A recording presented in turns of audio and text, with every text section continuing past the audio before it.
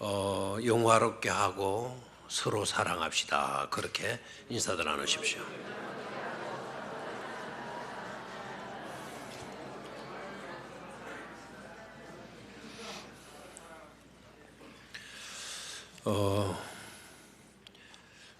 영화롭게 하고 사랑은 베풀자.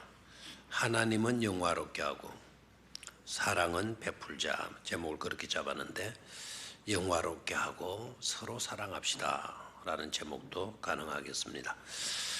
요한복음 13장부터 요한복음 13장 1절부터 요한복음 17장 26절까지는 대단히 중요한 예수님의 가르침, 예수님의 설교예요. 그 설교를 다락방에서 하셨다 해서 요한복음 13장 1절부터 요한복음 17장 26절까지는 다락방 강화라는 이런 이름으로도 불려지게 돼요. 예수님께서 다락방에서 제자들에게 가르치신 말씀이다, 또 설교하신 말씀이다 해서 다락방 강화라고 합니다. 굉장히 중요한 메시지가 이 속에 들어있죠. 요한복음 13장 오늘 31절부터 읽었는데 요한복음 13장에 그러면 앞부분 1절에서 30절까지는 어떤 내용인가 여러분이 잘 아시죠? 그 내용은 예수님께서 만찬을 베푸시고 그 다음에 제자들의 뭐를 시켜준다? 발을 시켜주시는 내용이에요. 그래서 예수님이 제자들의 발을 씻어주신 내용, 말씀이 어디에 있느냐라고 물은다면은 여러분들이 즉각 대답하시면 좋겠죠. 또 그 말씀이 떠오르고 그 말씀을 누군가에게, 아이들에게 이야기해 주고 싶을 때 그 말씀이 어디 있지? 라고 생각을 하고는 마태복음을 부지런히 찾는 거예요. 마태복음. 그러다가 보면 주님 오실 때가 돼버려요. 주님 오실 때가. 마태복음에서 시작해서 마가로 가서 누가로 갔다가 요한까지 가려고 그러면 이거 뭐 세월아 내워라가 되는 거죠. 자, 예수님께서 제자들의 발을 씻어주신 내용은 요한복음 몇 장에 나온다?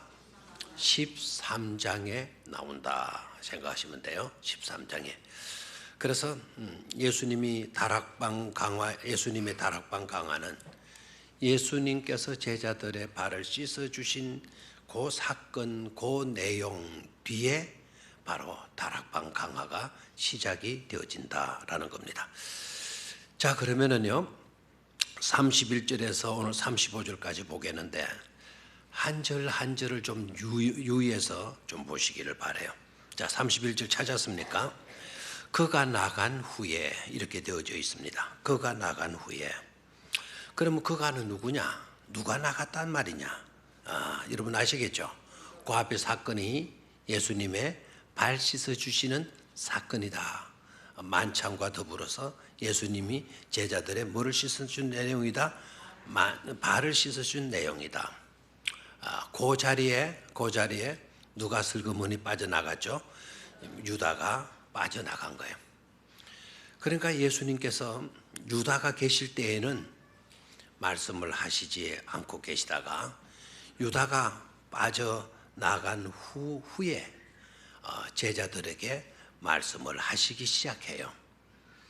그래서 저가 나간 후에는 누가 나간 후에? 가룟 유다가 나간 후에. 그러니까 다락방 설교 시간, 다락방 강화 시간에는 누가 없었다라는 것을 알 수가 있죠. 유다가 없었다라는 것을 알 수가 있고, 그렇다면 예수님은 몇 명 앉혀놓고 설교하신 것이죠? 11명 앉혀놓고. 잘 돌아갑니다. 저녁에 아마 맛있는 걸 많이 좀 드시는 것 같습니다. 팽팽 잘 돌아가는 거 보니까 내년도 빨리 올 것 같고 오늘 설교도 참 짧게도 마쳐지지 않겠는가 기대해 봅니다. 자, 가룟 유다가 빠져나갔으니까 몇 명 앉혀놓고 가르치신 거다? 11명. 자, 가룟 유다가 그러면 왜 빠져나가느냐? 왜 빠져나가느냐? 자기의 생각, 자기의 그 뜻, 자기가 추구하던 것을 추구하기 위해서 슬그머니 빠져나간 거예요. 그래서 여기에 그가 나간 후에라고 하는 이 말씀은 어떻게 보게 되면 가룟 유다에게 회개의 기회가 주어지고 있었다라는 거예요.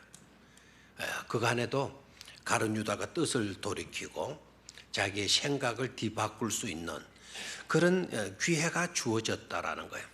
그런데 그런 시간들, 그런 기회들을 유다는 다 뭐 해버리고 무시해버리고 자기가 하고자 하는 대로, 자기 생각대로, 자기 방법대로 그렇게 일을 진행하게 되어지게 되죠.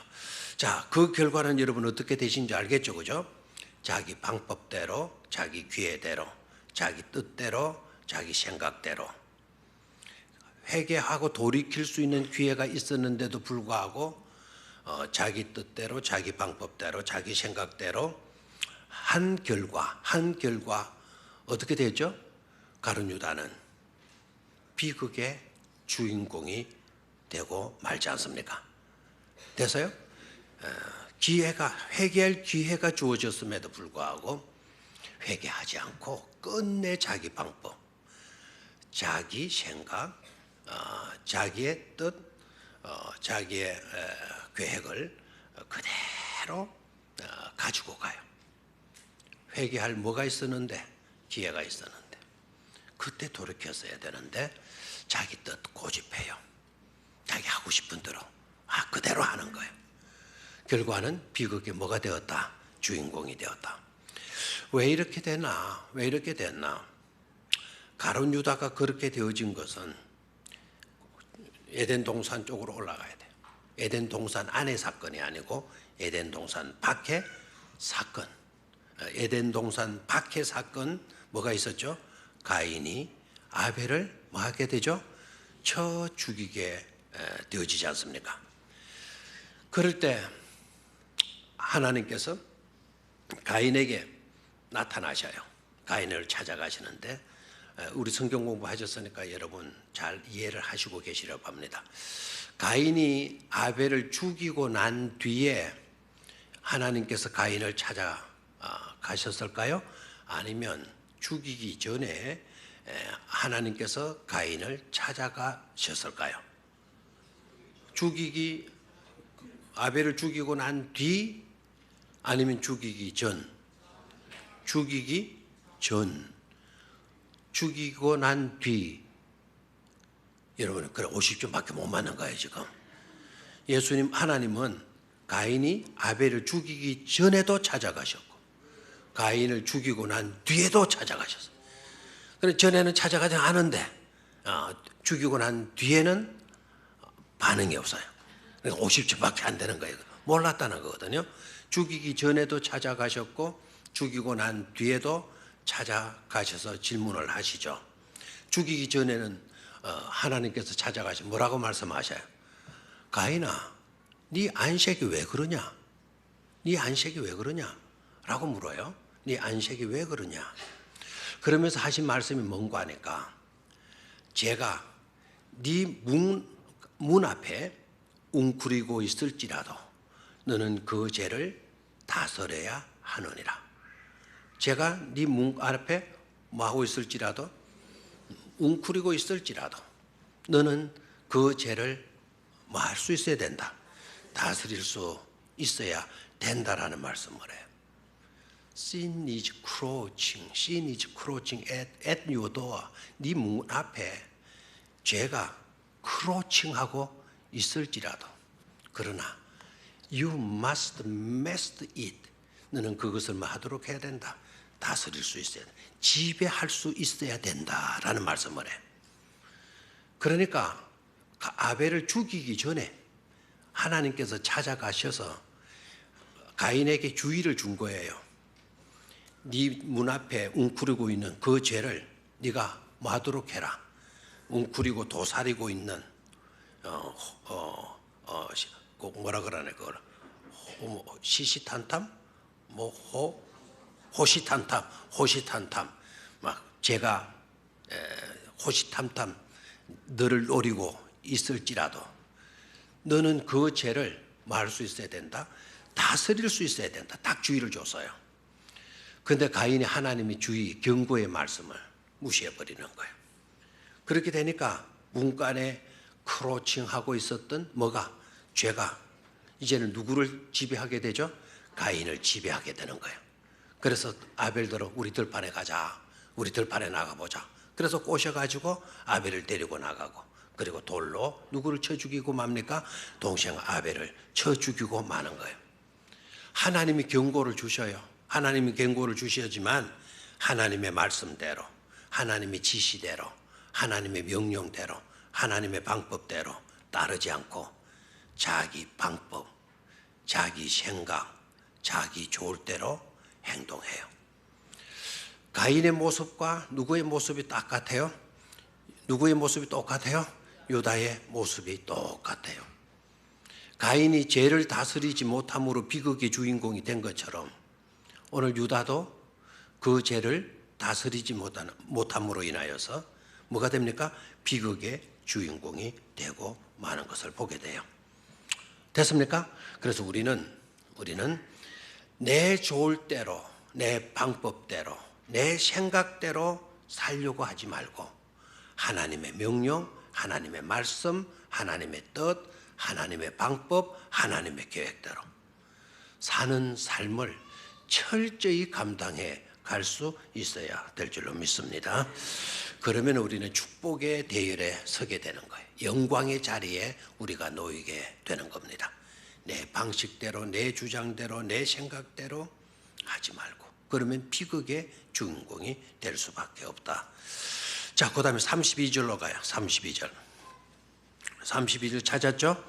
자, 만일 하나님이 그로 말미암아 영광을 받으셨으면 하나님도 자기로 말미암아 그에게 영광을 주시리니 곧 주시라. 제가 그냥 뛰어넘어가 버렸습니다. 31절을 그가 나간 후에만 말씀을 하고 그 뒷부분 안 했나요? 자, 31절 올라갑니다. 그가 나간 후에는 제가 지금 방금 말씀을 드렸죠. 그가 나간 후에도 중요한 메시지가 이 속에 들어있는 것을 보게 되죠. 자, 그 다음에 내용이 뭡니까? 예수께서 이르시되 지금 인자가 뭐를 받았고 영광을 받았고 하나님도 인자로 말미암아 영광을 받으셨도다. 이렇게 말씀을 하고 있습니다. 지금 인자가 그랬습니다. 지금 인자는 누굽니까? 지금 예수님이 영광을 받았다라고 말씀을 해요. 그리고 하나님도 예수님 때문에, 예수님으로 말미암아 뭐를 받았다? 영광을 받았다라고 말씀을 해요. 자, 그러면 이 말씀이 무슨 말이냐? 다락방 강화에서 첫 번째 중요한 메시지가 주어지고 있는데요. 인자가 영광을 받았다라고 이야기를 합니다. 그러면 인자가 영광을 지금 받았다라고 말씀을 하는데, 그러면 영광의 내용이 뭐냐? 뭘 통해서, 어떤 일로 예수님께서 영광을 받으신 것인가? 여기서 영광을 받았다라고 하는 이 말씀의 내용은 뭐냐면, 뭐를 통해서 영광을 받게 되어지는가 하니까 예수님께서 십자가를 통해 영광을 받으셨다라는 거예요. 자, 다시 한번, 지금 인자가 뭘 받았다? 영광을 받았다라는 것은 예수님의 뭐를 통해서? 십자가의 죽음을 통해서 인자가 뭘 받았다는 거죠? 영광을 받으셨다라는 거예요. 자, 생각해 봐요. 예수님이 십자가를 지시고 십자가에서 피 흘려 물 한 방울 피 한 방울 남기지 않고 다 쏟아붓고 죽으셨어요. 어떻게 보게 되면 비극적인 죽음 아니겠습니까? 최고의 저주의 죽음을 우리 주님이 죽으신 거예요. 그런데도 정작 예수님 자신은 그 일이 바로 예수님 자신의 뭐를 받는 일이었다? 영광을 받는 일이었다라고 고백하고 있는 거예요. 지금 인자가 영광을 받았고, 십자가의 죽음을 통해서 인자가 뭘 받았다는 겁니까? 영광을 받았다라는 거예요. 영광을 받았다. 그 십자가의 죽음을 통해서 영광을 받았다라는 이 말씀은 또 무슨 말인가? 십자가의 죽음을 죽으셨으니까 그 십자가의 죽음을 통해서 수많은 사람들이 구원받는 역사, 제3의 역사를 맛보게 되어진 것 아닙니까? 수많은 영혼들, 수많은 죽어가는, 죽어야 할 그와 같은 사람들이 예수님의 십자가의 죽음을 통해서 뭘 받게 되는 거죠? 구원을 받게 된다 이 말입니다. 그러니까 그 구원받은 사람들이 그냥 막 자기 구원받았다고 들떠만 있고 그냥 막 흥분한 상태로 그냥 있겠습니까? 자기를 구원해 주신 누구께 영광을 돌리겠죠?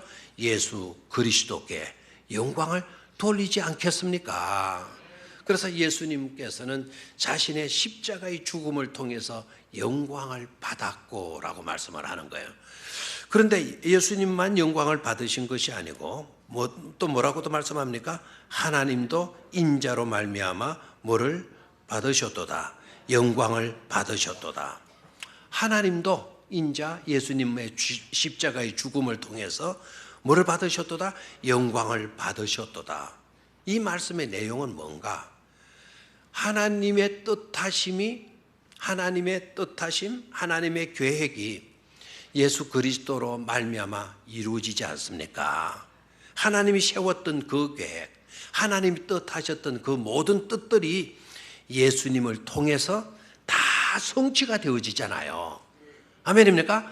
그러니까 하나님이 세웠던 계획, 뜻하셨던 모든 것들이 이루어졌으니까 하나님이 얼마나 기뻐하시겠느냐는 겁니다. 그래서 하나님도 인자로 말미암아 뭐를 받으셨도다? 영광을 받으셨도다. 그래서 얼마나 놀라운 일인지 몰라요. 자, 그런데 우리가 여기에서 눈여겨봐야 될 거는 여러분들이 약간 들으시면서 헷갈리시는 것이 있었을 거예요. 예수님이 이때 당시에 십자가를 지셨나요? 십자가의 죽음을 죽으셨나요? 아직 죽으시지 않았습니다. 아직 죽으시지 않았는데도 인자가 영광을 뭐 했다 그랬어요? 받았다라고 말씀을 해요. 그리고 인자로 말미암아 하나님도 뭐를 받으셨도다? 영광을 받으셨도다라고 말씀을 해요.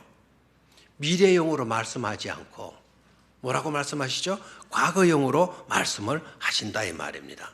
장차 내가 십자가에 못 박혀 죽을 건데 내가 정차 십자가에 못 박혀 죽게 되어지면 그때 인자의 영광이 드러나게 될 거다. 그때 가면 내가 영광을 얻게 될 것이다. 이렇게 해야 되잖아요.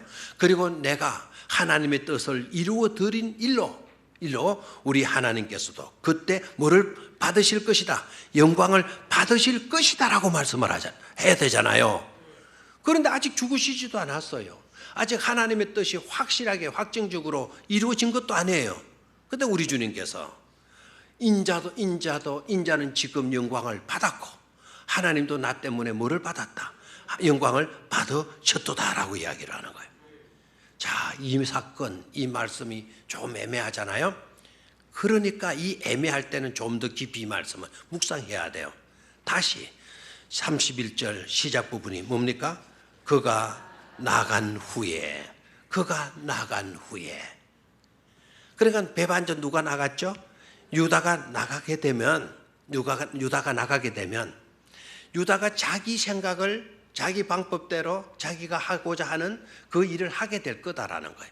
그 일을 하게 되게 되면 예수님은 십자가형을 당하게 되잖아요. 가룟 유다가 나가서 예수를 팔아버리게 되니까. 그럼 예수님은 고초를 당하시고 결국 어디에 죽으시죠? 십자가에 죽으실 것 아닙니까?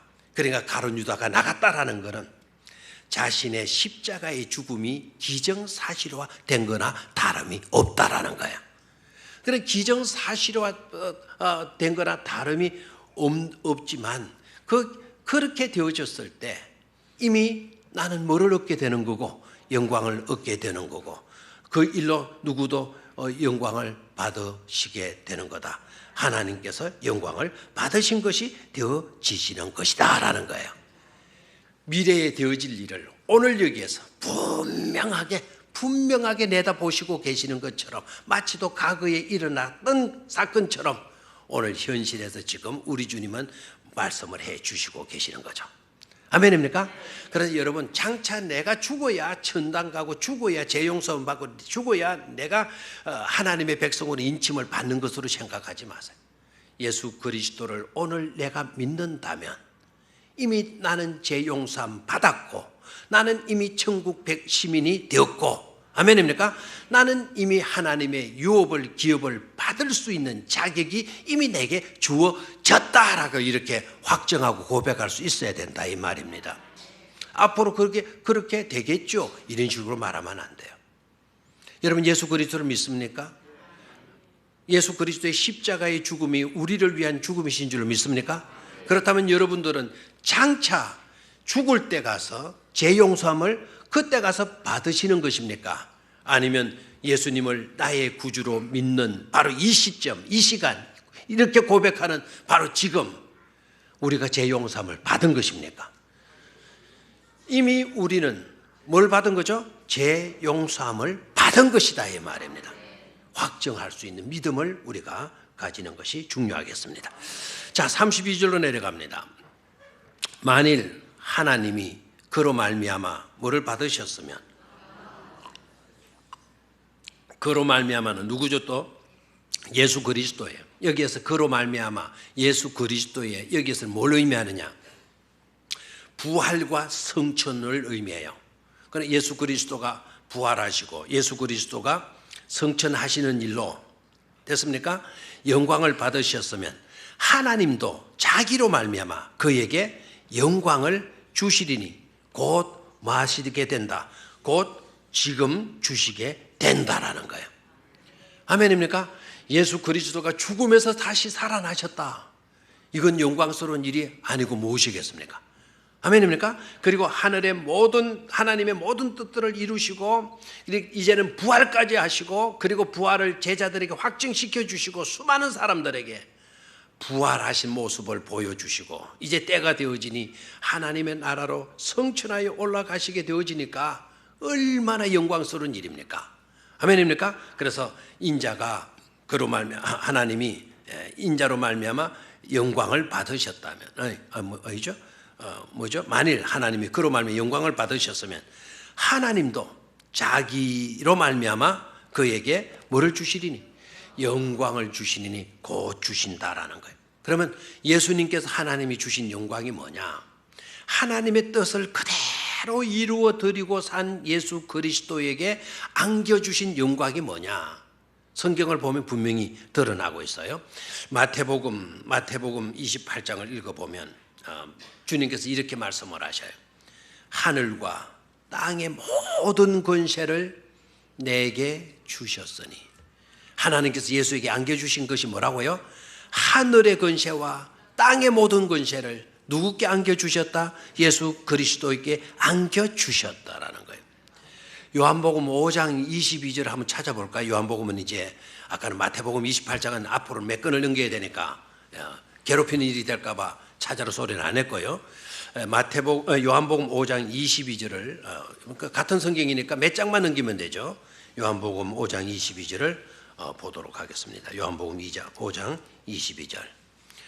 자, 찾았습니까? 자, 다 같이 시작. 아버지께서 아무도 심판하지 아니하시고 심판을 다 아들에게 맡기셨으니. 아버지께서는 심판을 하셨다 그랬어요? 하지 않으셨다 그랬어요? 하나님은 심판을 하나도 하지 않으셨다는 거예요. 심판의 모든 권세를, 심판의 모든 권리를 누구에게 주셨다고요? 아들에게 맡기셨다 그랬어요. 그 아들이 바로 누굽니까? 예수 그리스도이지 않습니까? 하나님을 영화롭게 했던 예수 그리스도를 하나님은 그냥 두지 않았다라는 거예요. 하나님을 영화롭게 한 그 아들, 그 예수에게 하나님께서도 그 아들을 뭐하게 해주셨다? 영화롭게 해주셨다라는 겁니다. 여기에 우리의 메시지가 있는 거예요. 나중에 우리가 들어야 할 메시지. 자, 혹시 나중에 놓칠까 봐 미리 말씀을 드립니다. 우리가 하나님의 영광을 위하여 살게 되면 하나님도 우리를 위해서 그냥 가만히 계셔 주시지 않는다라는 거예요. 우리가 하나님의 영광을 드러내는 삶을 살게 되어지면 하나님께서도 우리에게 뭐의 일들을 영광을 덧입혀 주시는 줄로 믿습니까? 우리를 영화롭게 만들어 주신다라는 거예요. 누가 누구를 위해서 그렇게 할 때 우리가 하나님을 영화롭게 할 때, 우리가 하나님의 영광을 드러내는 삶을 살 때 하나님도 우리를 뭐하게 하신다? 영화롭게 하신다. 우리에게 영광을 안겨주시게 된다라는 거죠. 자, 33절로 내려갔습니다. 33절. 작은 자들아, 내가 아직 잠시 너희와 함께 있겠노라. 너희가 나를 찾을 것이나 일찍이 내가 유대인들에게 너희는 내가 가는 곳에 올 수 없다고 말한 것과 같이 지금 너희에게도 말하노라, 이르노라 그랬죠. 여기 작은 자들아는 누구입니까? 이 작은 자들이 누구이죠? 어린아이들이죠. 작은 아이들이니까. 작은 자들아 그랬으니까. 빨리 대답하라세요. 어린아이들? 그래서 영어 성경을 보면 little children이라고 되어 있어요. little children. 예? 적은 아이야. 예? 소자야 뜻이죠. 소자야. 적은 아이들아. 그 마틴 루터 같은 분은 리베 킨들렌. 역시 아이란 말이에요. 아이. 작은 자들아, 사랑하는 어린이들아 이런 뜻이죠. 리베 킨들렌. 그러면 이 작은 자들은 누구를 의미하는 거 아닐까? 지금 어디에서 가르치는 말씀이라 그랬죠? 다락방에 아까 몇 사람이 앉아 있을 때 11사람이 앉아 있는데, 그러니까 이 작은 자들아라고 하는 이 말은 11명의 제자들을 가리키고 있는 말씀입니다. 그러니까 예수님이 볼 때 그 제자들이 어른인데도 불구하고 아주 여러 면에 있어서는 보호가 필요하는, 돌봄이 필요하는 그런 작은 자들로 보신 것이죠. 아멘입니까? 자, 저와 여러분들은 어떻습니까? 우리 철들었나요? 우리 어른입니까? 우리 장성한 사람이 다 됐습니까? 역시 영적으로 보면 저부터 그럴 거예요.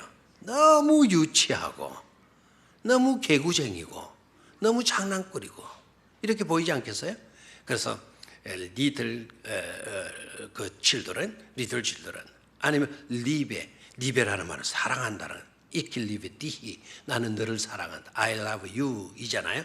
내 독일말 다 그거밖에 몰라요. 그러니까 더 이상 묻지를 마세요. 리베 킨들렌, 그러면 사랑스러운 아이들아, 작은 아이들아 라는 뜻이죠. 주님은 다 성인이 되었음에도 불구하고 주님이 떠나가실 걸 생각하니 조금 있으면 이제 십자가 고난에서 십자가의 죽음의 길을 가지 않습니까? 그 길은 누구도 따라올 수 없는 것이에요. 십자가에 못 박혀 죽으면 예수님과 같이 죽는 겁니까? 천만의 말씀이요. 우리는 100만 번 십자가에 못 박혀 죽더라도 주님의 십자가의 죽음을 모방할 수 못해요. 모방하지도 못해요. 예수님이 십자가의 죽음은 나무에 달려 죽으셨다니까 누구도 그렇게 달려 죽을 수 있는 것처럼 생각하면 착각입니다. 여러분은 100만 번 그 달에 죽어도 소용이 없어요. 예수님의 죽음만 인류의 모든 죄악을 사실 수 있는 십자가의 죽음 아닙니까? 누구도 그 길을 올 수가 없어요. 그 눕던 자도 안 돼요. 공자도 달려도 소용없어요. 석가가 달렸다 해도 소용없어요. 예수님이 가신 길을 누구도 갈 수가 없는 겁니다. 이해가 되겠습니까? 그러니까 너희네들은 아직 보호가 필요하지 않냐? 내가 가면 너희들 흩어지게 될 거고 불안한 요소가 얼마든지 있다. 그러니 내가 잠깐 동안 아직 너희들과 뭐 해주겠다? 함께 해 주시겠다는 그런 말씀을 하시고 계세요. 자, 그러면서 34절로 내려갑니다. 34절 찾았죠? 34절 찾았습니까? 새 계명을 너희에게 주노니 뭐하라 그랬나요? 서로 사랑하라. 내가 너희를 사랑한 것 같이 너희도 서로 사랑하라. 아멘입니까? 자, 35절 너희가 서로 사랑하면 이로써 모든 자들이 다 모든 사람이 다는 없네요. 모든 사람이라면 다 됐죠, 그죠? 모든 사람이 너희가 내 제자인 줄 알리라 그래서요. 자, 두 가지를 말씀하시네요.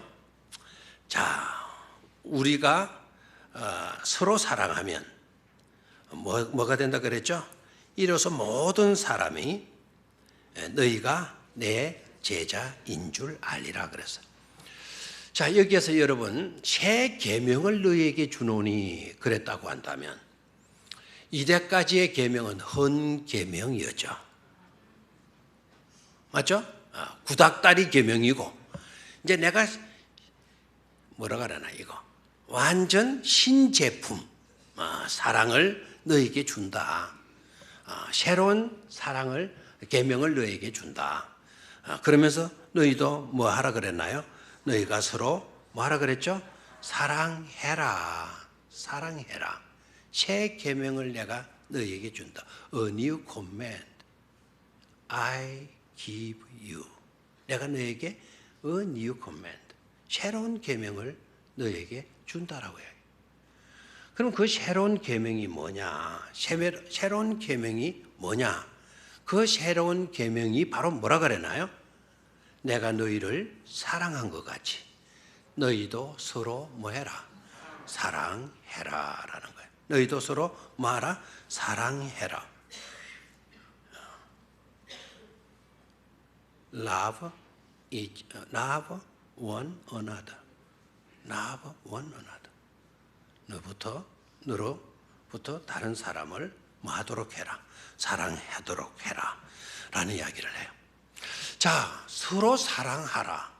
라는 이 말이 있기 전에 그러면 하나님께서 이스라엘 백성들에게 우리에게 주신 원래의 계명이 있었잖아요. 미리 주신 계명이 있죠. 뭡니까? 십계명이 있고 이 사랑이라고 하는 크고 제일 되는 계명이 뭐라 그랬나요? 하나님 사랑하고 네 이웃을 많은 그저 사랑하는 겁니다. 자, 누구 사랑하고? 하나님 사랑하고 네 이웃을 사랑하라는 거예요. 자, 그런데 우리 주님이 다락방 강호에서 새 계명을 너희에게 준다. 너희는 서로 말아 사랑하도록 해라. 그러면 이웃사랑, 네 이웃을 사랑하라라고 하는 계명과 서로 사랑하라라고 하는 계명이 어떤 차이가 있냐 이거. 어떤 차이가 있냐? 자, 서로 사랑한다고 한다면 그것이 이웃을 사랑하는 것 아니겠어요? 맞습니까?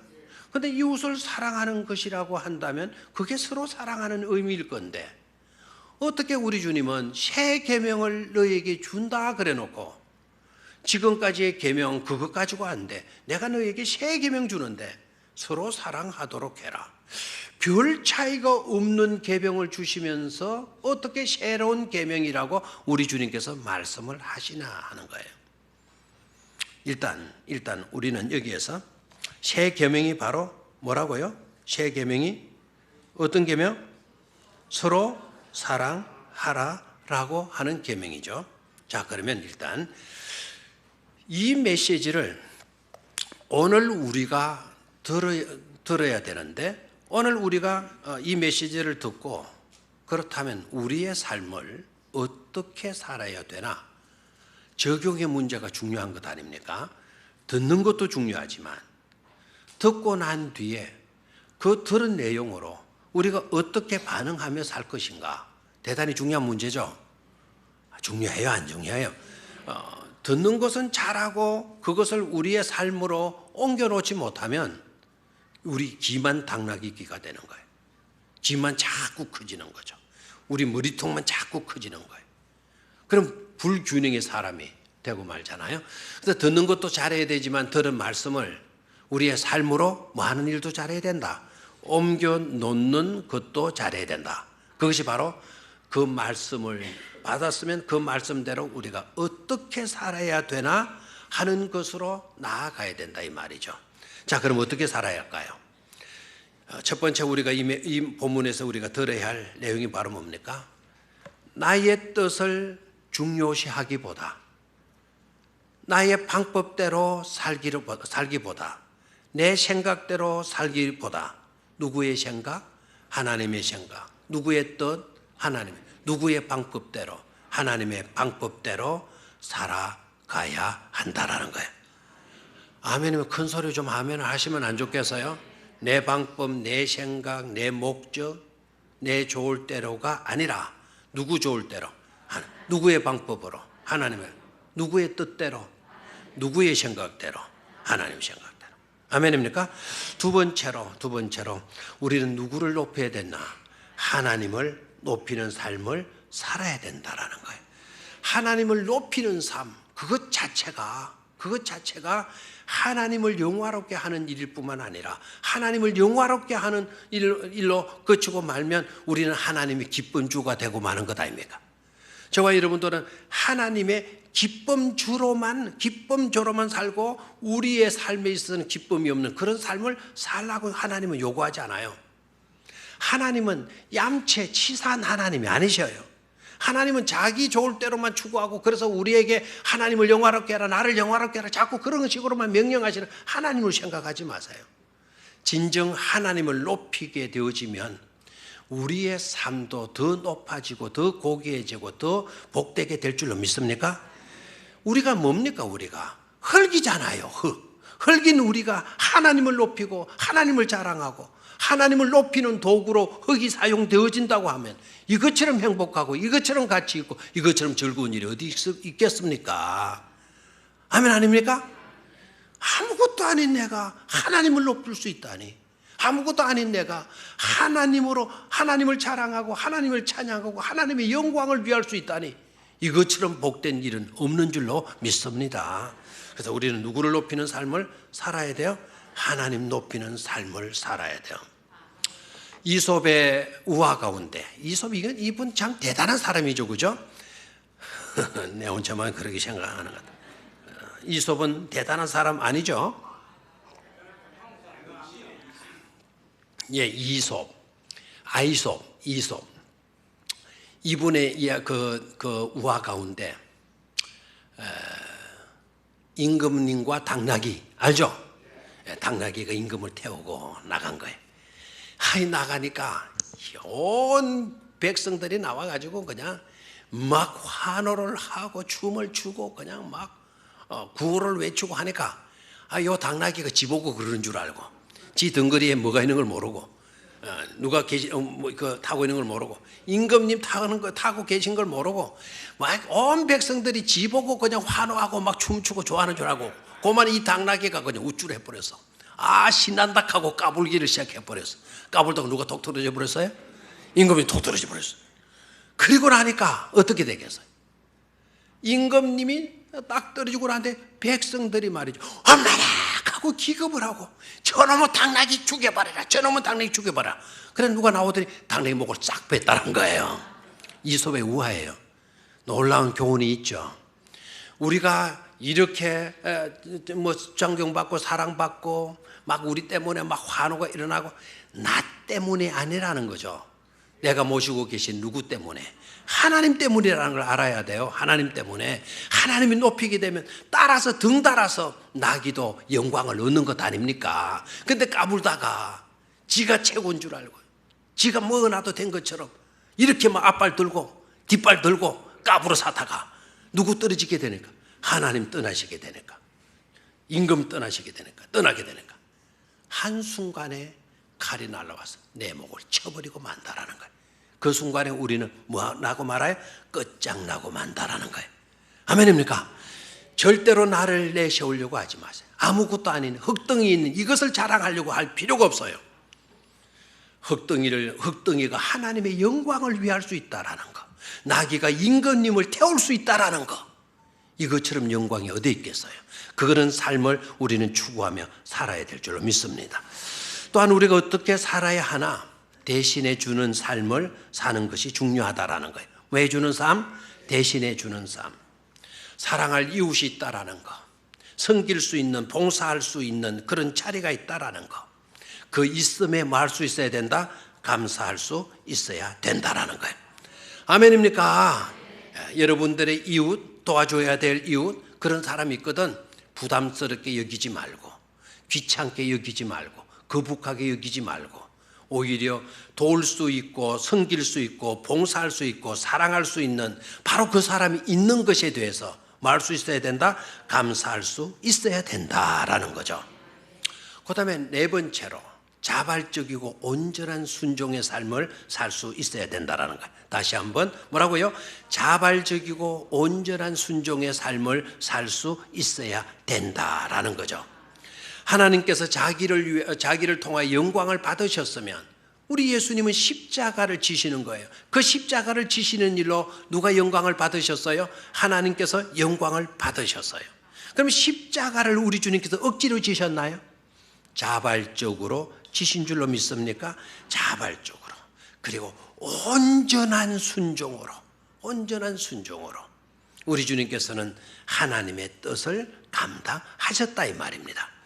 저와 여러분들도 이해 득실을 따지지 말고 온전한 순종으로 자발적인 헌신자로 설 수 있게 되기를 축원합니다.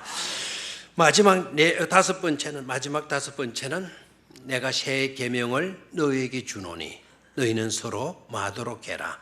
사랑하라. 서로 마도록 해라. 사랑하라. 서로 사랑하라라고 말씀을 해요. 자, 여기서 아까 중요한 것은 네 이웃을 사랑하라라고 하는 계명과 새 계명을 주신다라고 말씀하시면서 너희는 서로 사랑해라. Love one another 해라. 이렇게 새 계명이 아닌 것처럼 보이는데 어떻게 새 계명으로 우리에게 주신다고 말씀을 하시며 서로 사랑하라고 하시는 것인가? 자, 여기 오늘 좀 이걸 잘 깨닫고 가시기를 바라요. 지금까지 성경을 여러분이 다 읽으셨을 거예요. 읽으셨지만 세밀하게 읽지를 않으셨을 거예요. 그리고 하나님의 감동을 구하는 그와 같은 기도를 하지 않았을 수도 있어요. 영감을 얻을 수 있도록 늘 겸손해야 돼. 말씀 앞에 순수한 마음으로 깨끗한 마음으로 우리가 놓일 수 있어야 돼요.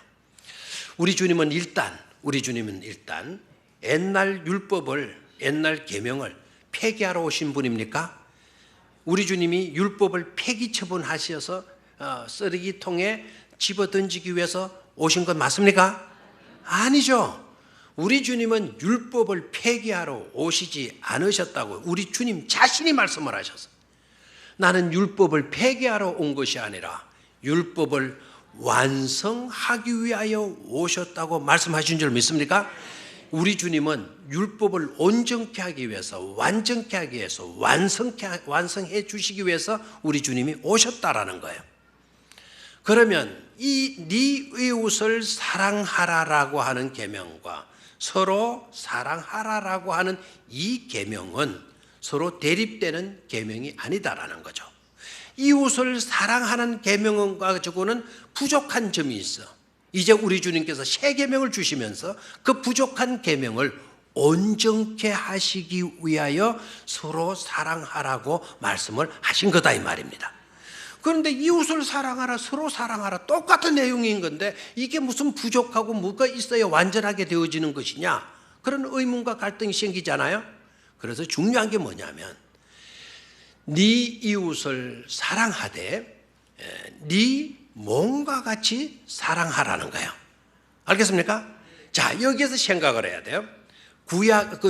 구약에 주어졌던 네 이웃을 네 몸과 같이 사랑하라라고 했을 때에 그 사랑의 내용이 뭐냐면 네가 기준이 되는 사랑으로 사랑하라는 거야. 네 몸을 사랑하는 것처럼, 네 몸을 사랑하는 처럼, 네가 너에게 기준이 되어지는 것처럼 너도 누구를 사랑해라? 이웃을 사랑하도록 해라는 거예요. 아멘입니까?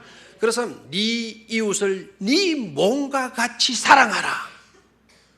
거기서 차이를 여러분이 발견할 수 있어요. 네 몸과 네가 네 몸을 사랑하는 것을 기준으로 해서 네 이웃도 그렇게 하도록 해라. 하도록 해라라는 거죠. 아멘입니까? 그런데 여러분 보십시오.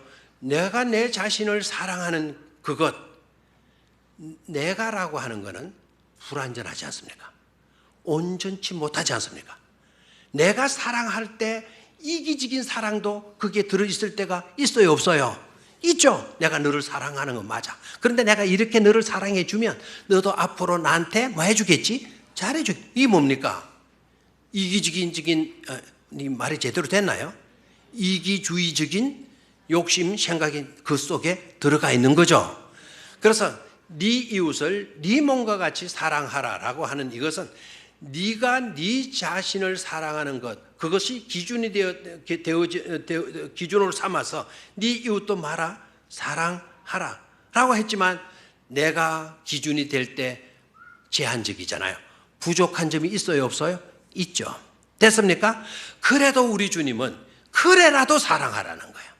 네가 네 자신을 사랑하는 것, 그걸 기준 삼아 가지고 그만큼이라도 네가 네 이웃을 마도록 해라, 사랑하라는 거예요. 아멘입니까? 그래라도 하라는 거예요.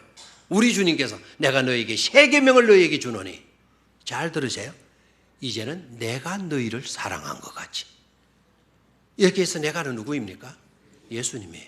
예수님이 우리를 사랑하신 것 같이 그것을 기준 삼아서 너희도 서로 뭐 하도록 해라, 사랑하도록 해라는 거예요. 아멘입니까? 이거 하나만 깨달아도 여러분 오늘 잘 나오신 거 맞습니까? 너무 행복하잖아요? 행복 안 해요? 사람이 나를 사랑해 준 것, 그것도 기회예요.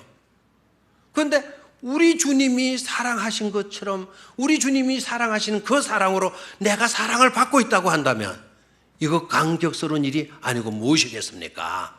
이해가 되겠죠? 그래서 내가 너에게 새 계명을 너에게 주노니, 기준은 이제 나다. 내가 너희를 어떻게 사랑하는지 알지? 내가 너희를 사랑한 것처럼 그와 같은 사랑으로 서로 마도록 해라, 사랑하도록 해라라는 거예요. 내 기분, 내 철학, 내 방식, 내 철학, 내 생각, 내 주장 아닙니다. 누가 기준이죠? 예수님이 우리를 사랑해 주신 그 사랑이 기준이고 있다라는 거예요. 그런 사랑으로 사랑할 수 있게 되기를 축원합니다. 내 방식대로 사랑하면 구약의 사랑이에요. 구약의 계명을 지켜가는 거예요. 그러나 예수님의 사랑으로, 예수님의 방식으로 우리가 사랑하게 되어지면 예수님께로부터 새로운 계명을 받고 새로운 계명을 순종하며 이행하는 삶을 살아드리는 것 아니겠어요? 아멘입니까? 그런 삶을 살게 되기를 축원합니다. 그런 삶을 살 때 하나님을 영화롭게 하고, 그런 삶을 살 때 우리의 삶도 복되고 영화로운 삶이 되어질 줄로 믿습니다. 그런 삶을 살 때 너희를 보고 사람들이 뭐라고 이야기하게 된다? 내 제자인 줄 알리라 그랬어요. 제자는 두 가지 사명이 있어요. 하나는 disciple, 훈련하는 거예요. 제자는 훈련받고요. 제자의 또 하나의 중요한 사명은 follow예요. 제자는 누구를 해야 돼요? 따라야 돼요. 누구를 따라야 돼요? 예수님을 따르는. 비로소 사람들이 너네들은 잘 훈련된 사람인 줄로, 그리고 예수님을 따르는 사람으로 인정하게 될 것이다라는 거예요.